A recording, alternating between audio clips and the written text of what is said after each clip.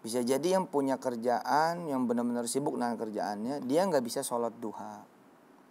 Tapi yang sholat duha berkah banget, juga belum tentu bisa punya pekerjaan yang memang juga durasi secara waktu, tenaga, pikiran seperti pekerjaan.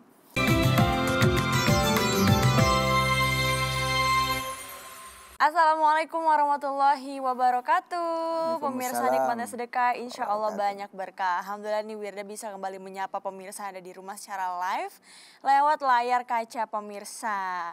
Nah, ngomong-ngomong nih, hari ini insya Allah kita akan kembali belajar di setiap episode nikmatnya sedekah, tentunya setiap pagi, setiap subuh nih pemirsa. Nah, sekarang kita akan belajar nih bagaimana caranya mendekat atau menuju kepada Allah Subhanahu wa Ta'ala. Kalau yang diajarin sama papanya Wirda sendiri nih pemirsa, ada banyak cara supaya bisa dekat sama Allah. Ya kan? Bang, udah mulai? Ya, ada yang mau lewat. Oke, balik lagi pemirsa. Ada banyak cara supaya kita bisa dekat sama Allah. Salah satunya adalah banyak nyari keberkahan juga. Kalau yang Papa ajarin kayak gitu. Nah pemirsa, kalau namanya orang udah berkah hidupnya nih, insya Allah semua dipermudah. Mulai dari rezeki, kemudian jodoh, karir, dan segala macam. Termasuk cerita bintang tamu kita kali ini. Bagaimana ceritanya beliau meniti semua dari awal hingga akhirnya mendekat kepada Allah sehingga rezeki pun yang menjemput beliau gitu. Baik, langsung aja kalau gitu kita dengerin ya pemirsa ceritanya. Assalamualaikum Teh. Waalaikumsalam warahmatullahi. Iya. Apa nih yang bisa dibawain ke pemirsa ceritanya? Ini baca buku Papa juga katanya dulu ya. Iya. Buku yang mana? Mencari Tuhan yang hilang, Ustaz. Buku pertama tuh. Iya.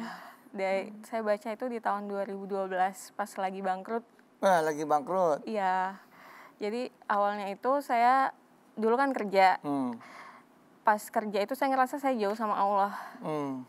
Saya ngerasa saya jauh sama Allah, saya pengen dekat ke Allah. Saya pikir kalau saya masih tetap kerja di situ, saya nggak bisa. Akhirnya saya coba resign, tapi di satu sisi saya juga punya kebutuhan kan Ustadz. Akhirnya saya coba berwirausaha. Berwirausaha ternyata itu harus ada ilmu kan. Di situ nggak ada ilmunya, langsung terjun bebas aja. Alhamdulillah Ustadz bangkrut dalam hitungan bulan. Segala puji bagi Allah, bangkrut. Iya, alhamdulillah di usaha kentang goreng itu. Usaha pertama lagi? Usaha pertama Ustadz. Tuh jangan khawatir kalau usaha pertama bangkrut. Masih bisa bangkrut di usaha kedua. Di situ saya mempertanyakan ke Allah. Ya Allah, saya tuh pengen mendekat ke Allah, tapi kok kenapa susah gini ya? Malah dibikin susah. Terus dari buku Ustadz saya belajar bahwa bisa jadi itu saya lagi dicuci. Masya Allah. Saya lagi dicuci, di situ saya coba mendekat lagi ke Allah, saya perbaiki ibadah-ibadah saya coba ngaji lagi. Saya coba perbanyak sholat taubat gitu Ustadz. Di situ selanjutnya alhamdulillahnya setelah itu saya dipertemukan dengan guru-guru yang akhirnya mengantarkan saya ke bisnis yang sekarang. Bisnis kedua saya itu kosmetik Ustadz. Alhamdulillah sudah berkembang. Saat sudah berkembang, saya justru kok ada keraguan di hati.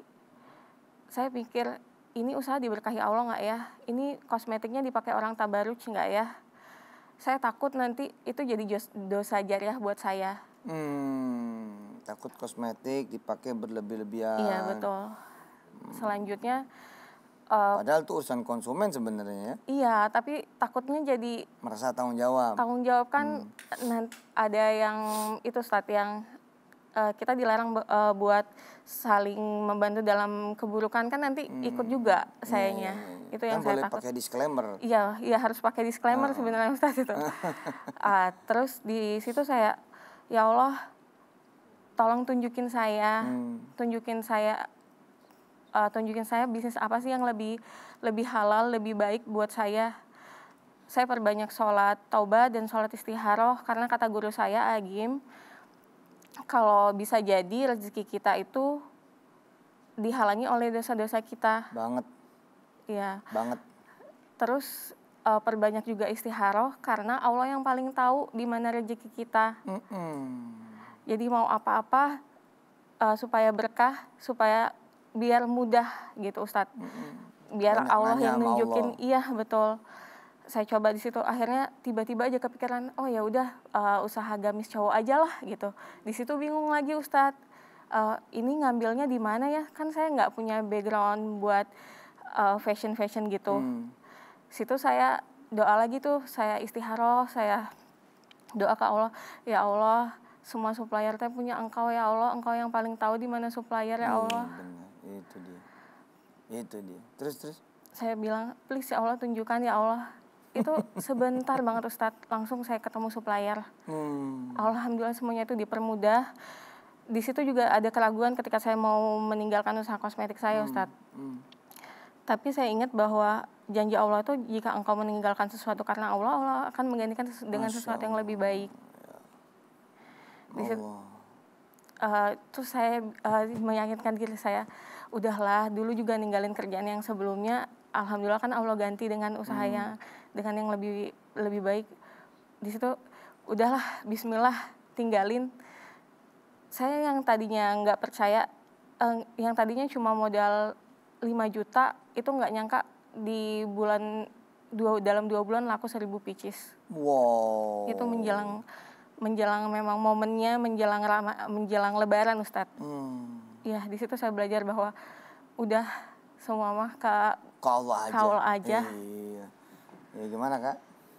Ya menurut aku sih kalau kita udah bergerak, maksudnya udah jalan ke Allah gitu, nggak mungkin Allah nggak nyiapin jalannya juga gitu. Siap, nggak mungkin Allah nggak nyiapin jalan. Iya. Baik pemirsa, nanti kita akan coba mencari solusi ya, karena kegalauan dari teman-teman ya, dari pemirsa ini banyak yang serupa dengan Teh Desi yang merasa kok dengan kerja saya jadi kurang ibadah ya. Padahal sesungguhnya pekerjaan itu sendiri sangat bisa dijadikan ibadah. Ya, memang di satu sisi bisa jadi baca Quran kurang. Tapi yang rajin baca Quran nggak dapat juga pahala kerja banyak gitu. Kalau kerjanya jadi ibadah. Ya. Bisa jadi yang punya kerjaan, yang benar-benar sibuk dengan kerjaannya, dia nggak bisa sholat duha. Tapi yang sholat duha berkah banget, juga belum tentu bisa punya pekerjaan yang memang juga durasi secara waktu, tenaga, pikiran seperti pekerjaan. Kesalahan ini menurut saya sih kesalahan masalah mendikotomikan antara pekerjaan itu bukan ibadah, lalu ibadah itu sholat. Pekerjaan itu bukan ibadah, ibadah itu ngaji. Pekerjaan itu bukan ibadah, ibadah itu duha, qiyamul lail, kemudian zikir, dan lain sebagainya. Tapi insya Allah lah kita akan coba dalami lagi setelah yang berikut ini.